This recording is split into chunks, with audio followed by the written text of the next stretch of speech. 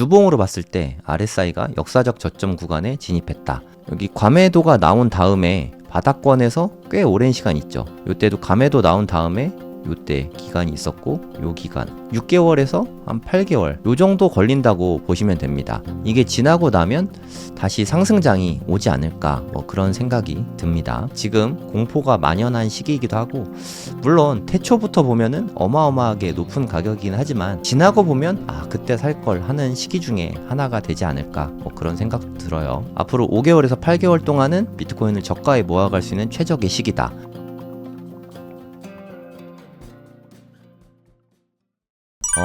주간으로 봤을 때 RSI가 과매도에 빠졌어요. 이런 때가 별로 없거든요. 현재 주간 RSI가 28입니다. 여기만 보시면 돼요. 28.25. 그쵸?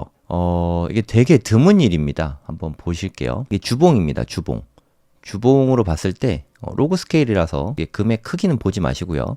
RSI 위주로만 보세요. 요때 보시면 과매도가 있었죠. 이게 2014년. 여기 보시면 아주 살짝 과매도가 있었습니다. 요게 한 2019년쯤 되네요. 그 2022년에 한 번 있었고, 지금 있었죠. 역사상 4번밖에 없어요.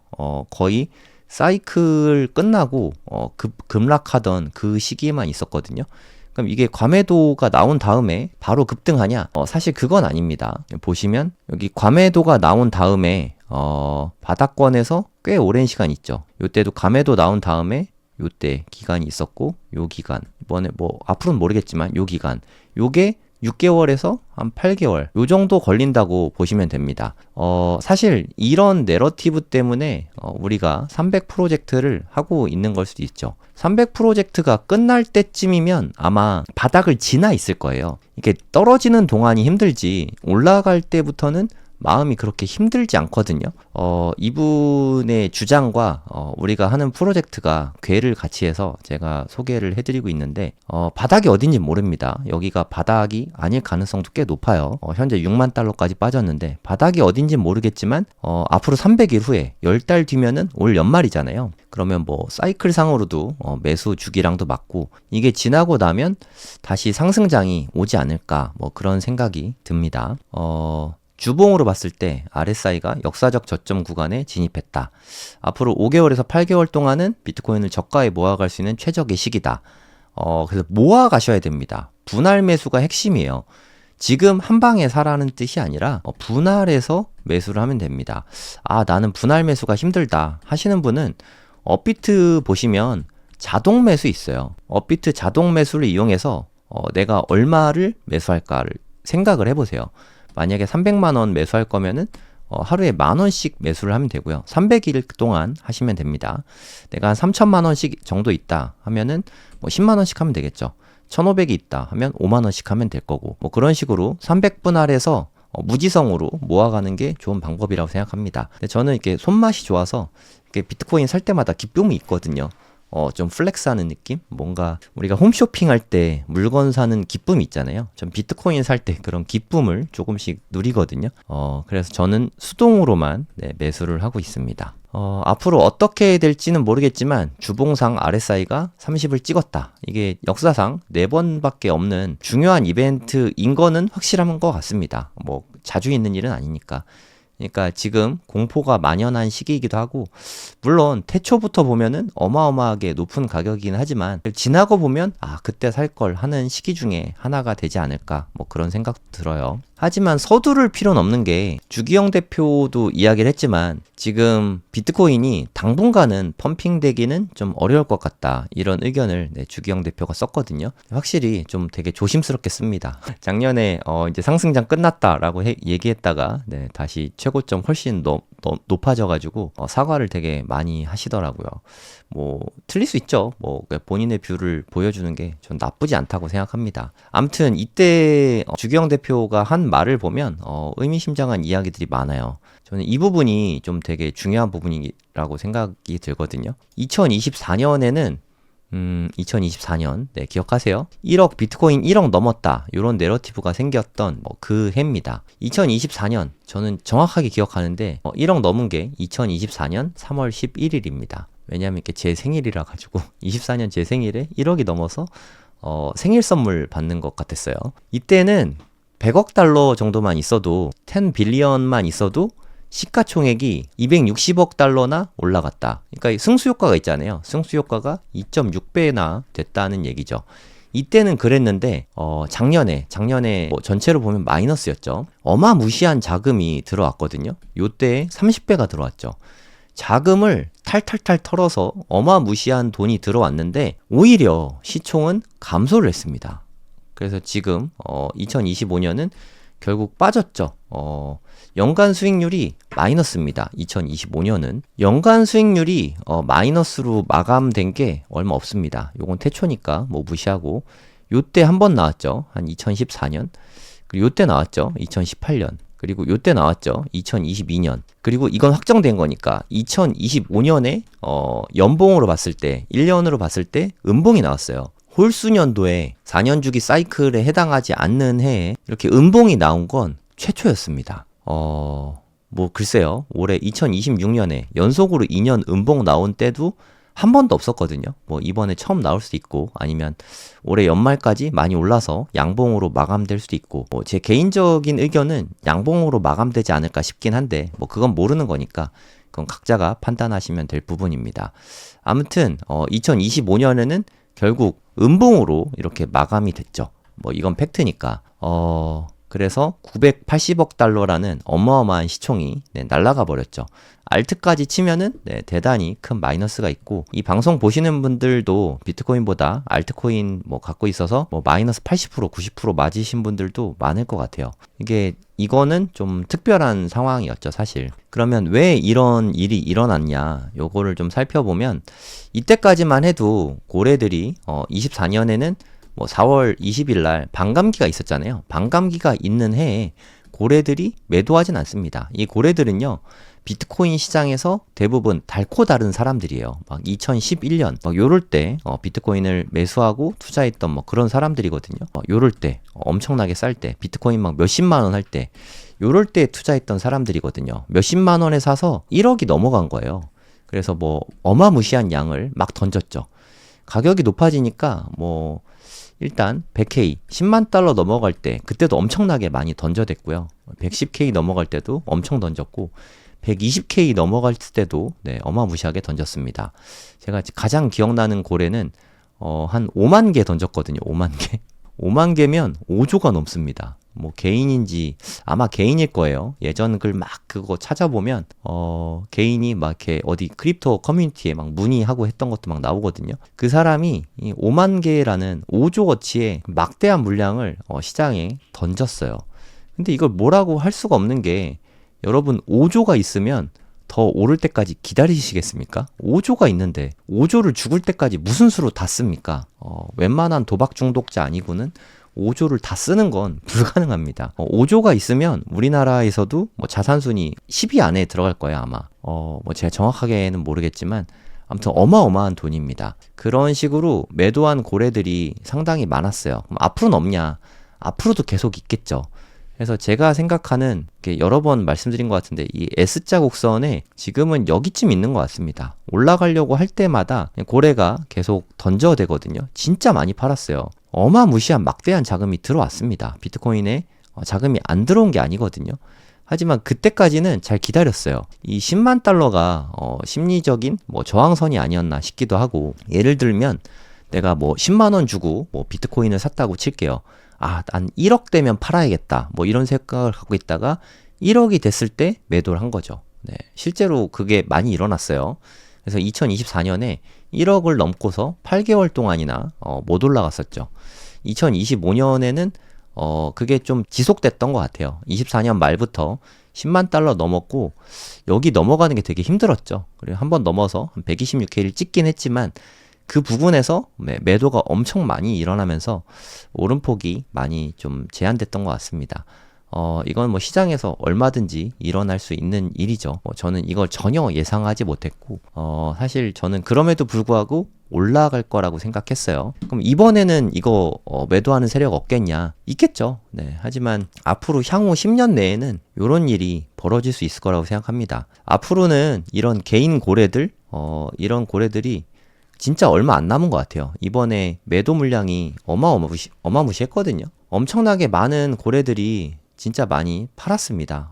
그래서 진짜 정말 돈이 정말 많이 들어왔는데 무려 300빌리언이 들어왔거든요. 어마무시하게 들어왔죠. 한 300조입니다. 비트코인 시총이 2000조 정도 되는데 300조, 그러니까 한 400조, 500조 들어온 거죠. 전체 시총의 4분의 1이라는 그 어마어마시한 돈이 들어왔음에도 불구하고 시총이 빠졌죠. 네, 그만큼 많은 고래들이 던지고 시장을 떠났다는 의미이기도 하거든요. 글쎄요, 뭐 그 고래들이 다시 들어올지 어떨지 모르겠지만 그 달코 다른 고래들이 어느 정도는 좀 빠진 게 아닌가. 오지고래들이라고 하거든요. 올드 갱스터의 약자인데 오지고래들 수가 좀 대폭 감소하긴 했을 것 같아요. 그럼 이제 끝났을지 어떨지는 모르겠지만 일단 많이 줄어든 거는 네, 사실입니다. 아무튼 뭐 5년, 10년 내로는 그게 오지거래가 거의 다 사라지지 않을까. 그럼 그건 다 어디 가냐? 어쩔 수 없습니다. 네, 오지고래 물량들이 기관으로 네, 넘어가고 있는 과도기적인 현상입니다. 이건 어쩔 수 없다고 생각해요. 원래는 고래가 갖고 있는 물량이 10이고 기관이 0이었다가 현물 ETF 나오기 전까지는 초창기는 9대 1 요 정도 수준이었어요. 지금 현재는 한 3대 7, 죄송합니다. 7대 3, 네, 요 정도입니다. 고래들이 갖고 있는 게 70%, 기관이 가진 게 30%. 이게 그 10년 동안 손바뀜이 일어나게 되면 뒤바뀌게 될 거예요. 고래들이 갖고 있는 게 30%, 기관이 갖는 게 70%. 이때부터는 네, 주식시장하고 연동이 더 많이 될 것 같습니다. 이때부터는 좀 재미없는 자산이 되지 않을까 뭐 그런 생각도 들고요.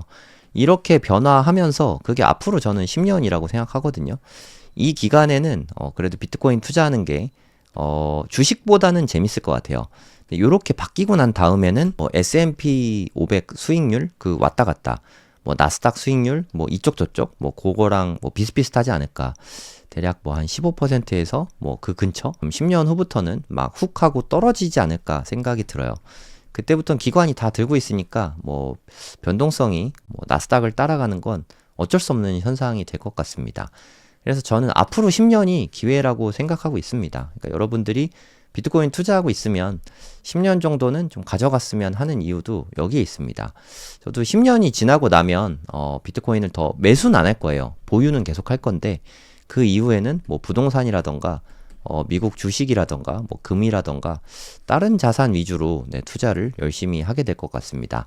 아무튼 내년 말까지는 27년 말까지는 비트코인 위주로 네, 투자할 계획이에요. 뭐 여러분이 살지 말지는 여러분들이 선택을 하시면 되고 저는 제 포지션을 그냥 이렇게 할 거다 정도만 말씀드렸을 뿐입니다. 짐 사이먼이라는 수학자이시거든요. 재작년엔가 돌아가신 걸로 제가 기억을 하는데 이분이 대단한 수학자예요. 거의 뭐 천재 수학자라고 보시면 되는데 이분이 수학을 이용해서 어마무시한 돈을 벌었습니다. 메달리온 펀드를 이끌었거든요. 퀀트 투자의 대가인데 이분의 좀 인생을 같이 한번 보시면 좋을 것 같아요. 천재 소년의 고속 성장. 엄청나게 수학을 잘하다 보니까 이때만 해도 냉전 시대 아니었습니까? 냉전 시대에 암호화학이 되게 중요해요. 그러니까 전쟁에서 좀 핵심은 예전에는 좀 암호학이 핵심이었습니다. 암호학에서 유리하면 전쟁에서 승리하는 수준이었거든요. 사실 2차 세계대전을 영국이 독일을 이긴 가장 큰 원인도 암호학이 급속도로 발전한 데 있습니다. 그러니까 암호학이 이때만 해도 가장 중요했어요. 그래서 사이먼 또한 암호학에서 NSA랑 국가안보국이랑 같이 일을 했던 거죠. 뭐 수학계의 노벨상? 필드 메달인데 아무튼 뭐 이런 상도 네, 받았다고 합니다. 그러다가 수학은 할 만큼 했다. 뭐 천재니까 뭐 요 정도면 충분하다라고 생각을 했고 그 다음에 학계를 떠나서 투자업계에 뛰어든 거죠. 그래서 메달리온 펀드 요걸 만들었는데 이게 진짜 미쳤어요. 네, 진짜 역사상 이런 건 없습니다. 30년 동안 연평균 수익률이 66%입니다. 66%. 말이 안 되는 수익률이거든요. 참고로 66%로 30년을 제가 한번 계산을 해볼게요. 한 100만 원 투자했다고 가정을 해볼까요? 제가 못 읽을 것 같은데 100원 투자했다고 해볼게요. 100원. 66% 수익률로 30년 동안 복리로 굴렸다고 치면 요 정도가 나옵니다. 만약에 100원을 투자했다 하면 4억이 됩니다. 100원을 투자하면 4억이 되는 뭐 말도 안 되는 수익률이거든요. 만약에 10,000원을 투자했으면 400억이 되는 거고요. 10만 원을 투자했으면 4천억이 된다는 뜻이거든요. 말도 안 되죠. 근데 그만큼 경이적인 정말 역사상 유례를 찾아볼 수 없을 만큼 대단한 수익률을 올렸습니다. 그리고 나서 돈을 어마무시하게 벌었겠죠. 네, 뭐 재산이 수십조입니다. 수십조. 아까 뭐 오지고래가 5조어치 팔았다 뭐 그런 얘기 했는데 이분은 그 사람의 10배예요. 10배. 거의 뭐 자산이 정확하게 추정할 수는 없지만 한 50조 정도로 알려져 있거든요. 돈을 워낙에 많이 벌었으니까 그 다음에는 자선사업가의 일을 좀 많이 했습니다. 수학과 과학 선생님들한테 자긍심을 갖고 살 수 있도록 이렇게 많이 서포트를 했다고 합니다. 자산 규모는 대략 한 43조 원, 대략 한 50조 정도로 추정을 하고 있습니다. 연평균 수익률 66%. 이건 뭐 말이 안 되는 숫자예요. 참고로 버크셔가 초창기에는 한 연평균 한 30% 정도 됐고요. 요즘에는 한 20% 밑으로 이제 좀 떨어졌습니다. 초창기부터 현재까지 하면 대략 20%인데 최근 10년 수익률을 보면 한 20% 밑으로 떨어져 있거든요. 메달리온 펀드는 최근까지도 연평균 수익률을 이렇게 높게 유지하고 있으니까 버크셔 해서웨이를 압도적으로 높게 유지하고 있다. 이렇게 생각하시면 됩니다. 어마무시했죠. 기부액만 8조입니다. 기부한 액수만. 어마무시하지 않습니까? 정말 대단한 것 같아요. 이분은 퀀트로 투자를 했거든요. 뭐 업계의 비밀은 알려주지 않고 있고 경제학이나 경영학 전공자 이런 분들을 일체 채용하지 않고 과학 분야, 수학 분야에 좀 천재들 있잖아요. 여기에 뭐 과학자들, 수학자들만 고용해가지고 컴퓨터 모델링의 결과가 나오면 그대로 따르기만 했다고 합니다. 자세한 메커니즘은 알려져 있지 않아요. 비밀입니다. 업계의 비밀. 아무튼 이런 분이 있었다. 이분 보면 좀 되게 자상한 할아버지 같지 않나요? 정말 어마어마한 자산가신데 이분을 보면 좀 흐뭇한 미소가 나와서 좋은 일도 많이 하시고 한번 소개를 드려봤습니다. 이건 마지막 주제인데요. 아마 라울 팔에 대해서 다들 잘 아실 겁니다. 제가 M2를 비트코인 추종하고 있다 하면서 좀 자주 말씀드렸던 그분이신데 바나나존에 대해서 바나나존을 처음으로 이야기하신 분 중에 하나입니다. 뭐 솔직히 말해서 이번에 바나나존이 안 나왔죠. 우리도 많이 실망했지만 이분도 많이 실망을 했겠죠. 그리고 얼마나 많은 좀 비난이 쏟아졌겠습니까? 이분은 뭐 세계적인 인플루언서니까 여기에서 뭐 이게 바나나 존이었을 수 있어요. 뭐 이게 상승이 적었다고 말할 수는 없잖아요. 물론 많은 분들이 이때나 이때 들어와서 상승도 못하고 빠지는 거 아니냐라고 생각하지만 바닥부터 보면 4년 주기 사이클대로 보면 사실 뭐 적게 올랐다고 말할 수는 없습니다. 8배, 9배 정도는 올랐으니까. 아무튼 이분의 좀 멘트들이 울림이 있었어요. 그래서 한번 소개를 해드려 봅니다. 광기와 공포 그리고 붕괴. 38년 동안 투자 바닥에 몸담으면서 비트코인을 투자하면서 본인이 느꼈던 거를 이야기하는 거죠. 처음 암호화폐를 투자한 게 2013년이라고 합니다. 저는 이때만 해도 비트코인이라는 게 세상에 있는지도 몰랐어요. 이때는 엄청 쌌죠. 이분 200달러에 사셨대요. 한 개에 한 30만 원에 사신 거죠. 근데 본인은 장투로 투자를 했었다고 합니다. 그래서 마이너스 75%. 와, 장난 아니죠. 하지만 장기 투자하고 있는 거니까 10배 넘게 올랐다고 합니다. 근데 안 팔았대요. 이게 중요합니다. 그럼 그 이후에도 수없이 많은 부침을 겪게 됐겠죠. 10배가 올랐다가 거의 뭐 오른 거 다 뺀 거죠. 마이너스 87%면 거의 10분의 1로 빠진 거니까. 2017년 강세장에도 마이너스 40% 하락이 수차례 반복이 됐죠. 18년에도 85% 하락하고 2020년에도 하루 만에 2020년 3월입니다. 3월 10 며칠이었던 것 같아요. 그날 하루에 마이너스 50%가 빠지기도 했죠. 그리고 현재 본인은 200달러에 사서 지금 현재까지 75,000달러까지 가지고 있는 거죠. 그러면 한 300배 정도 오른 거잖아요. 300배. 물론 얼마어치 샀는지는 모르겠지만 1000만원어치만 사도 30억이 되는 어마무시한 수익률이었던 거죠. 이게 어찌됐든 비트코인은 변동성이 크단 말이에요. 뭐 오른 게 별로 없다라고 말씀하시는 분도 있겠지만 바닥부터 보면 3년간 보면은 8배에서 9배가 어마무시하게 올랐었거든요. 그리고 지금은 하락 중이고 일단은 반토막 났죠. 고점 대비해서. 반토막이 났는데 뭐 물론 더 빠질 수도 있습니다. 그럼 이런 공포는 우리가 지불해야 되는 입장세라고 말을 하네요. 네, 이 시장에 머무르려면 사서 물리고 하는 게 과정이다. 과정의 일부다. 요렇게 이야기를 하는 거죠. 저도 되게 이 글을 읽으면서 공감이 좀 많이 됐습니다. 변동성을 좀 이겨낼 수 있는 사람이 투자로 큰 돈을 벌 수 있는 겁니다. 만약에 투자로 큰 돈을 벌고 싶지 않다. 그냥 나는 좀 생활비 정도 벌고 싶다. 뭐 그런 분들은 배당주에 투자하시겠죠. 변동성은 좀 적고 뭐 은행주 같은 거 요런 애들은 변동성은 적지만 그래도 배당은 좀 잘 주잖아요. 요런 쪽을 투자하는 게 맞는 것 같고, 그래서 난 투자의 변동성을 견디면서 좀 그 큰 과실을 먹고 싶다 하시는 분들은 그 변동성을 견디면서 좀 장기로 투자하시면 부침들이 많긴 하지만 결국에는 네, 좀 시간이 많이 흘러가면 좋은 열매를 얻지 않을까 하는 생각이 좀 듭니다. 많은 분들이 좀 글을 쓰셨는데 되게 어렵죠. 네, 되게 어렵고 그냥 제가 여러분께 당부드리고 싶은 건 이렇게 가격이 막 빠지면 너무 공포스럽잖아요. 요때 매도만 하지 않으면 됩니다. 이거는 비단 비트코인뿐만 아니라 어떤 자산이든 간에 급격하게 빠지면 반등은 나오거든요. 그리고 제가 생각하기에 비트코인은 정말 좋은 자산이니까 그러면 뭐 시간은 흐르겠지만 어찌됐든 고점보다는 훨씬 더 월등히 높게 올라갈 거라고 저는 생각하거든요. 매도는 요럴 때 매도하는 건 몰라도 굳이 이럴 때 매도를 하셔야 되나 하는 생각이 좀 듭니다. 제가 매도에 대한 이야기를 작년에 9월부터 네, 적지 않게 했습니다. 하지만 못 팔았잖아요. 솔직히 저도 못 팔았고 저는 팔 게 아니었거든요.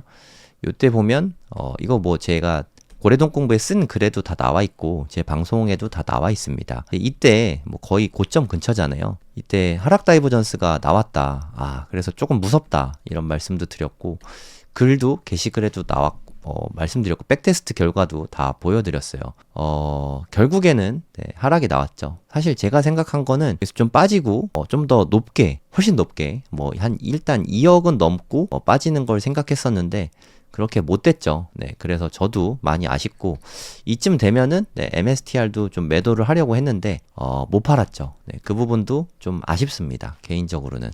근데 투자는 제가 생각한 대로 되지 않더라고요. 어떻게 해도 아쉬움은 남을 수밖에 없는 것 같아요.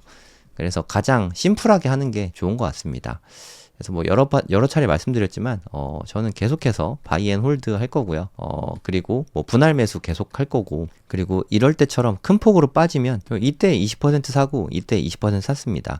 정확하게 말하면 요때 한 21% 사고 요때 한 19% 샀는데 아무튼 저는 앞으로도 계속 그렇게 할 거예요. 좀 큰 폭으로 빠질 때마다 매수를 해서 제 올해 목표는 1비트 채우는 거거든요. 충분히 채울 수 있지 않을까 생각이 듭니다. 네, 장시간 들어주셔서 감사하고요. 되게 힘든 시기인데 같이 바이 사이드에서 비트코인 매수하면서 힘든 시기를 이겨냈으면 하는 바람입니다.